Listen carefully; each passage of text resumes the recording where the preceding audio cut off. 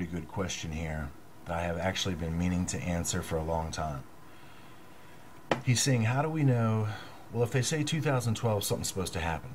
Well, how do we know that it's 2012 if the calendars have been possibly shifted around or changed? And everybody knows that there's rumors, and yes, the calendars actually have been shifted and changed.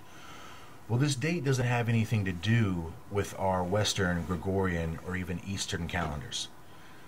It has everything to do with the Mayan cycle of time. And the Mayan calendar has not been changed. It's not been shifted. It's 100% accurate. Even though our calendars have shifted, we can count back now from where we are after we've experienced the shift in our calendar. We're settled in our calendar right now. But we can count back on our calendar from where we are now to the starting point of this current world age of the 13th Baktun system. And when we do, we arrive at a date.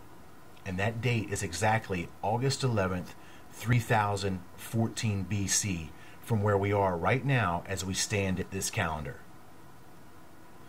This is the start for the long count calendar. The long count calendar keeps a 13th Baktun count for one singular Mayan world age, of which we're in right now, that's about to end. So we're counting the timing from a calendrical system that is not shifted, that we know, even though that we've shifted, that the date that we're counting from is accurate, because the Mayan calendar is accurate.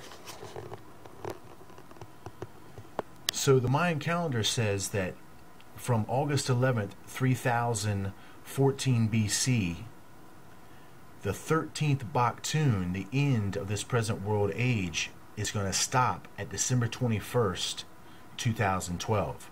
It's not that 2012 is the date that it was supposed to happen the whole time. It's just that it just so happens to be 2012 is the day that the 13th Baktun ends from the Mayan calendar, counted back from August 11, 3014 BC. The world age system is 5,125 years, roughly. But it ends precisely from the 13th Baktun at December 21st on the winter solstice of 2012. That's not by any accident, and that's what makes this thing so incredibly rare. That's what makes 2012 the day, not only because it's the winter solstice, which is a major occultic, ritualistic, ceremonial time, but because the world age itself is happening to align itself and end perfectly with the galactic center of the Milky Way. And that's what we have right here, is the Milky Way. In the center of the Milky Way is what the Mayans call the dark rift, or the cosmic womb, or they call it the serpent's mouth. This world age just so happens to end at the serpent's mouth. All of these other world ages didn't do that, but this one does.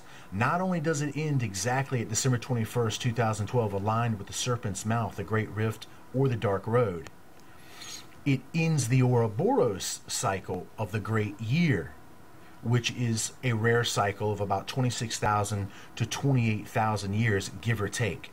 So you could take this symbol here and equate it as a serpent circle that is biting its tail, and that's what I revealed in the book of Judges about Samson and his riddle of the golden age. It's the Ouroboros.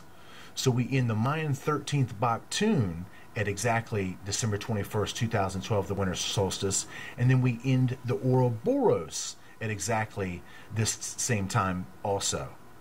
Not only do we end the Ouroboros at that day, but the Ouroboros ends by the clock, and they've timed it to 11 a.m., 11 minutes, and 11 seconds universal time on that day.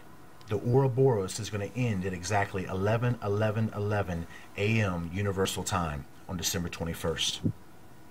That's rare. And then there's 3 other alignments that are going to happen also. So it's the timing for the ending of the 13th Baktun which makes this day special. And of course, I've told you that Samson is the 13th judge, and then that riddle points to this being the beginning of their golden age, and then we know that something happens before it. It's that judgment. And that's of course what you see with the ending of the Mayan world age.